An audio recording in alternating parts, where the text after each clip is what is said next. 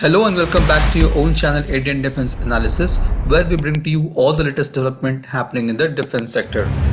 Today, we are talking about two major updates related to the development of private defense ecosystem in India.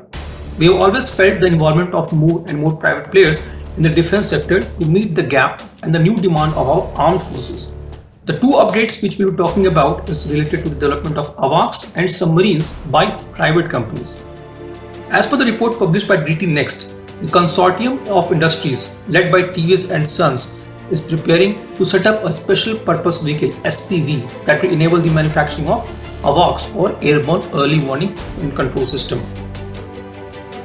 The landmark manufacturing deal is shaping up in the defense corridor of Tamil Nadu, and if this deal goes through, India will join the hands with a group of elite nations and the fifth country in the world that can produce its own indigenous AWACS.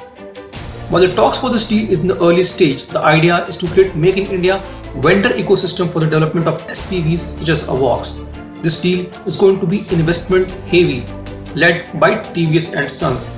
It is in discussion with DRDO and state government regarding the investment proposals. The expected investment in this project is close to 1,000 crore rupees. The investment proposal does seems to be heavy. However, once it is set up, it can be used even to execute smaller projects. This will be an important milestone towards the development of Tamil Nadu Defence Corridor. Now let's look into the Indian Air Force requirement for AWACS. Indian Air Force at present is operating 6 AEW&C. 3 of them are built on Embraer EMB 145 platform developed by DRDO, and other 3 is built on Ilyushin IL-76 platform developed by Israeli Aerospace. The AEW&C developed on Embraer EMB 145 is also known as Netra. It has 2 radiating planar array radars which is assembled back to back on the top of fuselage called as active antenna. The radar gives coverage of 240 degrees. The primary radar can be used for surface and air surveillance. This AEW&C was first used in the real strike operation during the Balakot operation of 26 February 2019. The AEW&C developed on Ilyushin 76 platform. It is called Falcon. It has ELW-2090 Airborne Early Warning and Control Radar System, which is developed by Israeli Aerospace Industries and Alta Electronics Industries. It uses an L-band radar which gives 360 degree of coverage. To fulfill the need of AEW&C for Indian Air Force, last year in December, Ministry of Defence has sanctioned a project worth 10,994 crore in which 6 AEW&C are to be developed for the Air Force. The platform that are going to be used for these AEW&C is the aircraft that will be imported from outside, whereas the integrated radars and the electronics that will be used will be developed by DRDO, similar to what we have on Netra. Therefore, the next AEW&C which we are going to be developed will use DRDO's electronics and sensors.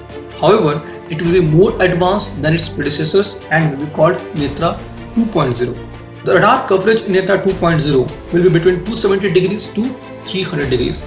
It will have more transmission and receive modules compared to Netra 1.0, which means more powerful radar. It is also expected to have burst radome, which will host maritime surveillance radar.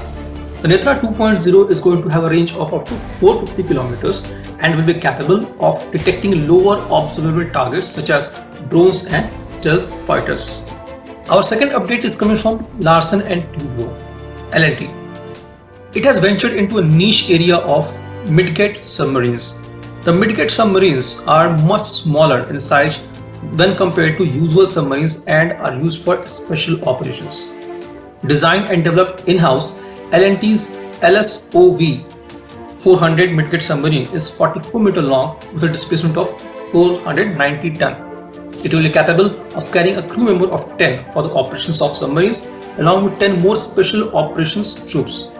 The submarine is targeted at the navies of countries which are smaller in size and have smaller financial budget. The submarines will be mainly used to deploy and recover special forces while submerged for intelligence, surveillance, reconnaissance, as well as sabotage, rescue and evacuation missions. The mid-gate submarine will have an endurance of 21 days and will be able to traverse submerged for 80 nautical miles and cruise for 2000 nautical miles at a speed of 4 knots. It will have two 4 mega ampere lead acid battery charged by two 4000 kilowatt generators. It will be used to power the 300 kilowatt electric motor to provide propulsion for the submarine. The submarine will also be equipped with two heavyweight torpedoes for shallow water attack. The preliminary design of this submarine is complete and it's awaiting approval from DNV-GL. L&T intends to complete the model testing of this submarine by end of this year. Indian Navy is one of the potential customers for the mid-gauge submarines as they felt its need after 26/11 Mumbai terror attack. Indian Navy is also planning to procure 5 mid-gauge submarines for its Marine Commandos (MARCOS) to perform underwater covert operations and surveillance missions. The vessel also has a huge export potential, especially to the countries with smaller defense budget. This was today's update. Please let us know what is your views about these in comment section. Feel free to post your comments and suggestions about any topic related to defense sector on which you want to hear from us. With this, I would like to say goodbye and Jai Hind friends. Please like and subscribe our video if you have not done already. We will be soon back with more interesting and amazing development happening in defense sector.